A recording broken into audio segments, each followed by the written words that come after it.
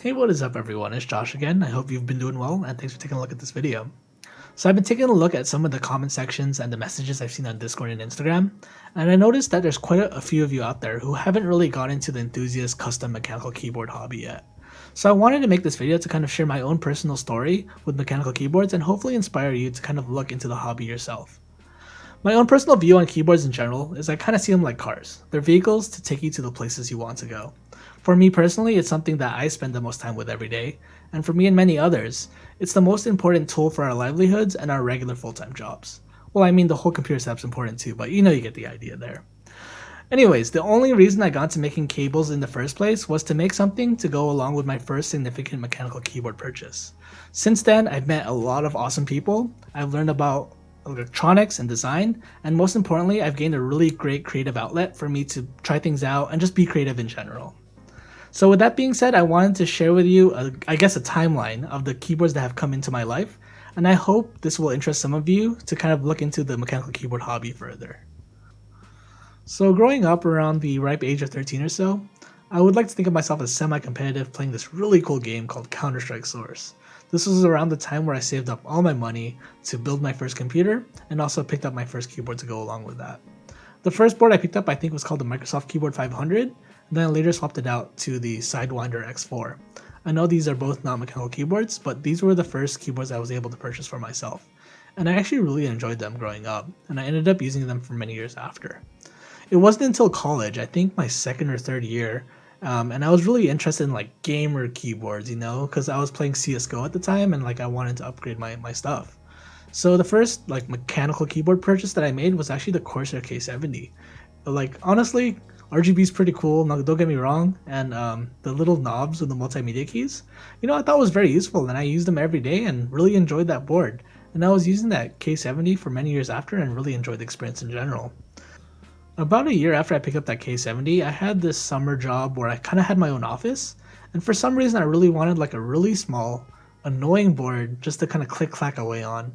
So I ended up picking up the Magic 468 with Otemo Blue switches, and that thing was loud and super annoying, but at the end of the day, it was kind of cool to kind of explore different options that weren't mainstream to me at the moment, and I think it's really cool to see that there are good options out there that are even at a lower price point.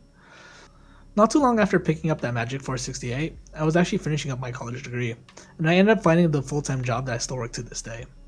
About a month into working full-time, I was kind of thinking to myself, it'd be kind of cool to have like a luxury keyboard, and I wasn't really too sure of my options back then, and it was kind of limited back then as well. The keyboard that I decided to pick up was called the Kira 96 from the Kono store, and I ended up picking it up, and I put some Kale Box Navies, which are super heavy switches, and I picked up my first key set, which was SA Lime. And if you've tried SA before, like the typing height is very high, and it was very hard for me to kind of adjust to that new typing setup. But in general, I thought I was kind of dumb for spending like $400 on a keyboard alone, but little did I know what options would be there afterwards, right? Since I did spend that money, one of the things that I was really interested in getting into was custom cables. So I ended up purchasing my first custom cable. I ordered a cable from a person named Spastic Cables. I haven't really talked to this guy too much, but I kind of think of him as my cable senpai. I think he's still making cables, and he's a true OG, so check him out if you want to.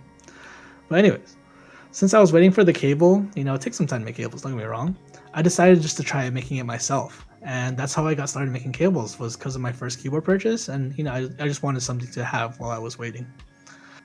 A little time went after that, and I was like really into making cables at the time. It was like April 2019 or so, and I thought it'd be really cool to collaborate with a keyset to kind of like match a cable color to the keyset colors. And Langeladia with GMK Cafe, one of my favorite keysets of all time, that was like my first opportunity to kind of collaborate with a designer there, and I was like very thankful for that. So to commemorate that experience of having that first collaboration, I wanted to build a board to kind of go along with GMK Cafe. So this is actually a Tofu 68, and I had like some guy on Reddit make me like a custom milled wooden board and case, and this took like forever to get, but it was well worth the time. And it's really cool to have like the first key set that I joined the group by for in my hands here. And kind of more along with the story too is that one of my friends actually like lubed switches for me, and I really haven't had the time to swap these out, but I want to put like the first switches like I ever got in this as well, to kind of be like my entry into the keyboard space. So this actually has a really cool story to me. So kind of moving forward, I think I like gone into the deep end with mechanical keyboards, so I guess I'm just going to show you some keyboards right now. So next board I want to show you is from Mech Market. I just found like a random aluminum TKL keyboard, and I bought this set called GMK Keyboard & Co., which was based off the NEC ESP Tiffany, and I just had to pick up the set. So this is one of my first, custom keyboards. I think these are like pale blues inside here. And I got to put this keyboard together and put some like really cool artisans on it, and I don't know, this was a cool buy, and I ended up using this a lot, and I just wanted to, I always like buying boards that have different feels, so this is more of a tactile, this is more of a clicky board, so I got to try that out, and this is my first time kind of experiencing that as well. Moving on, I ended up collaborating with Drop.com, and I ran a group buy with them, and I ended up picking up a Drop CTRL specifically for testing purposes, but this is actually a really cool board and has like really nice RGB, and I use this a lot for like pictures and testing, and you may see this in a lot of my videos as well. What else do we have here?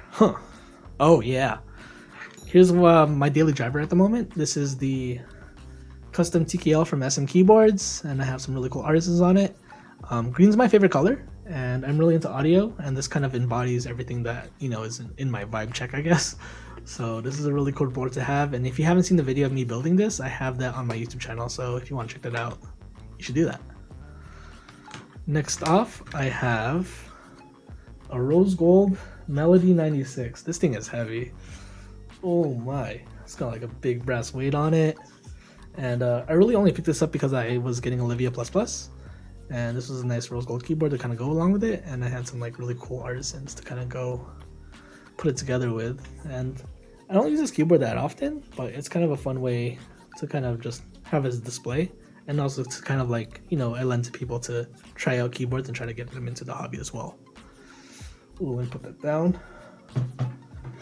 And there's one keyboard I want to show off right now. It's my piece de resistance. It's a Gingham keyboard, which is like a through-hole like soldering keyboard, and you like need to like solder all these diodes in. And it was actually a really cool project for me, and it's got some really cool keycaps in there. I hope you can't see them, or this thing might get demonetized, but this was a fun build, and it's a cool board. It's even got like cool Japanese on the back too. Anyways, I do have quite a few keyboards that I have coming on the way, like these over here. I'll probably put them here, and also some key sets as well, which will be here. And actually, one of the keyboards I'm really most excited for is called the Satisfaction 75. It was one of the keyboards that I really wanted when I first got into the hobby, and I was able to get the color and the one I wanted in the recent round 2, so I'm really looking forward to that as well. I understand that this may look like an absurd amount of keyboards and key sets, but I kind of find a lot of value in supporting other projects in the mechanical keyboard community. And I have boards to lend to friends if they're interested in getting to the hobby. And I kind of also see these keyboards as a speculative investment as collectibles, but I can save that, talk for a different time there. I could go on and on about how I like keyboards, but I think the most important value part of being in the hobby is the folks that are in the community. I've met some people that I can even call friends, from keyboard and keycap designers, from artisan cap makers, to even other cable makers. It's been really cool sharing ideas and just talking about whatever with people in the community, especially in a time where many of us are stuck at home. It's been really cool to chat with people like on Discord or like the streams or wherever else. So if you haven't really looked into it yourself, I really recommend you just dive into it and just meet some really cool people.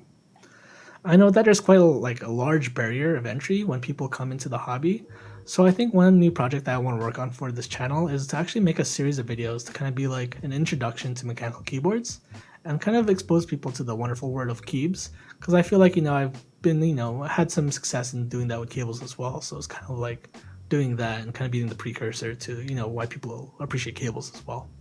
I'll still be working on more cable videos, but I think this is something that I really want to do to kind of introduce people to the keyboard, hobby and to the community as well. Anyways, I think this video might be longer than I thought it would, But if you want, you can if you like the video, make sure to like it. And if you haven't subscribed already, subscribe for more, mechanical keyboard videos and also cable videos as well.